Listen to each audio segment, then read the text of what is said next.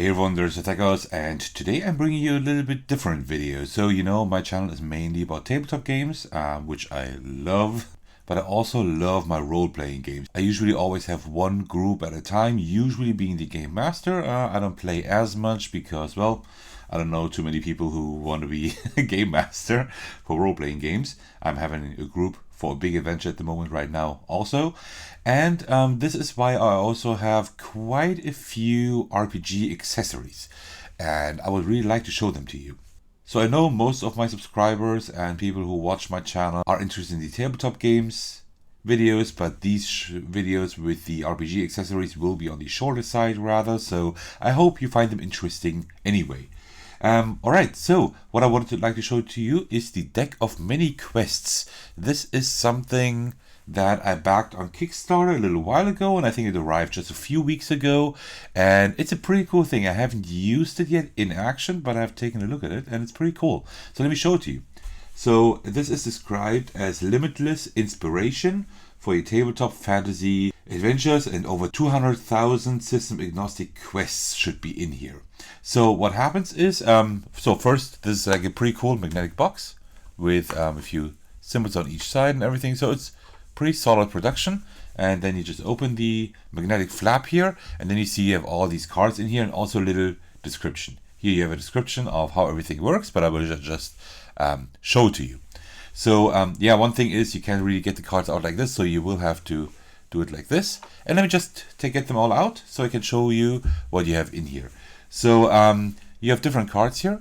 So let's say you are running an adventure at the moment, and then I don't know, maybe you come up with an NPC the players suddenly have a huge interest in, or you just want to have a little filler quest because it just fits the setting, fits the scenario. Maybe the NPCs just want to have a little quest. Maybe you want to give them a little more experience. Maybe you want to give them some loot. So, and you just need a quick quest. Of course, you can come up with one, but coming up with quests is not as easy as NPCs, for example. So you can just take this deck of cards here and just draw one of these cards with a sword on there, right? So for example, we have this quest here. Let me just adjust the focus a little bit, like this. So now we have the quest here. Whoopsie daisy. While the master was away, an apprentice wizard has angered creature by accidentally transforming them into a sentient item. The wizard has asked for your help in reversing the spell's effect before their master returns. So you just have a cue, just a little description of a quest. Of course, there's not a quest line, so you will have to find some ideas how to make this quest a little bit nicer, give that wizard a name and whatever. But you see there are two placeholders here, creature and item. So what do we do with that? With that, you see we have different cards here. We have a sword here, and here we also have different symbols. So what you do is, you have creature and item here. For the creature, you just go quickly through the deck, and you try to find a card with this symbol here, this skull symbol. And then you see what kind of creature it is. Humanoid, for example. If you go a little further down, you have monster here, right? So let's take the humanoid one here, and then you also go through the deck and pull an item card with one of these flasks here. Let's just take this one here that we have here. So, and now you see here it says creature and item. So creature, we have the humanoid, nomadic elves who were driven from their homeland by invaders and find no welcome anywhere they stop. That's a pretty cool creature actually. And then we also have the item, the amulet of the thunderous voice. The wearer of this amulet may amplify the voice many times over so that it can be heard from miles away. Creatures and structures in the near vicinity may not enjoy this effect very much. So, pretty funny item, actually, pretty annoying. So, and now we have everything we need for the quest. So, now you just come up with a character. You can also do that with a character deck like I have here. These are like character decks where you can pull out appearances and professions and personalities and everything of NPCs. So in case you need to make something up quickly, that's something that I will show to you in a future video. So these two go together quite well because you can construct an NPC with this deck and then you can have the quest here. That is pretty cool. So now we have the whoopsie daisy. Now it says that while the master was away, an apprentice wizard has angered one of these nomadic elves who were driven from their homeland by invaders and find no welcome anywhere they stop, by accidentally transforming them into a sentient amulet of thunderous voice. And now you have your quest. You have your quest queue, and that works pretty well. And what you can also do, of course, is while the players of your adventure are discussing things or role-playing a little bit, you can, of course, go through the deck here again and see, okay, so let's say they finish this quest, or maybe they can't finish this quest until they do something else. Then you just go through the deck again. Maybe I should sort them by symbols, which I haven't done yet, as you can see. It's a little bit here, but for example, so here, for example, then you see a dish best served cold, for example. You just look through it, and yeah, that's something a little bit bigger. It's about an ancient civilization that was locked away, and the creature has escaped and wants revenge. That's something larger. Maybe there could be some connection between these two quests, right? And then you could actually even have a quest line. So I think that is pretty cool. Also, you can use these quest cards just for your own adventure. Let's say you build a little adventure and you just need some quests for that. So I think this is a pretty cool thing here. So I'm not quite sure if you can still get that, but usually on Kickstarter it's that way, that there is still a late pledge, or maybe you can just order the item.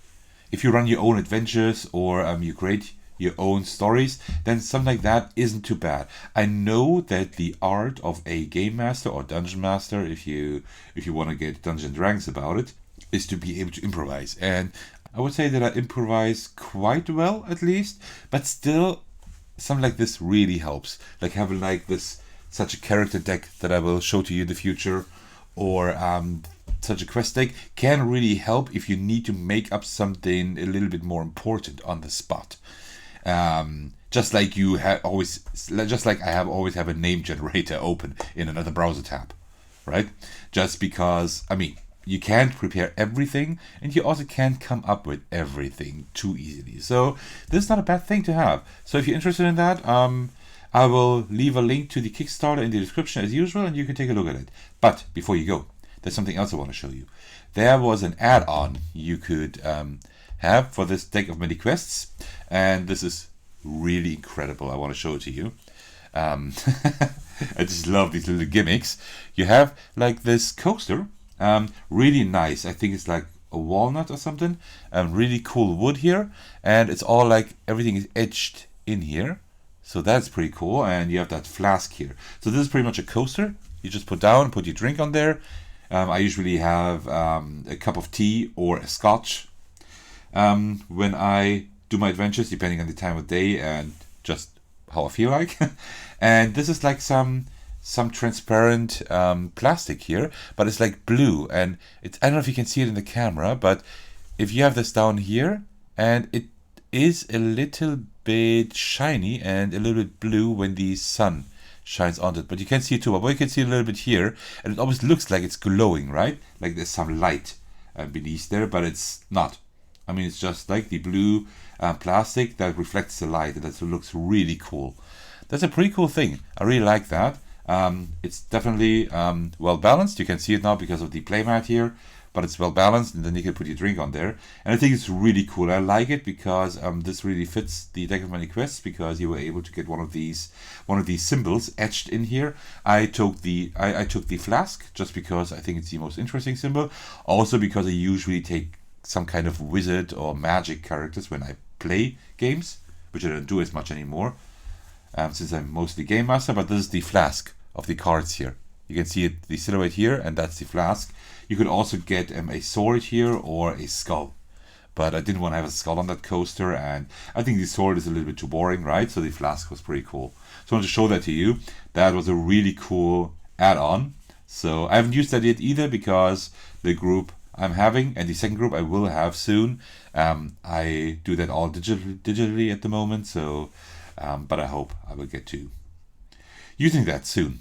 All right, and that is pretty much everything from my side. Just wanted to show you that deck of many quests, which is a really cool item for any game master or dungeon master. It's pretty cool. So this really can jumpstart a few cool quest ideas, I think. You just, of course, then need to improvise the rest. But that's way easier then because you already have a framework.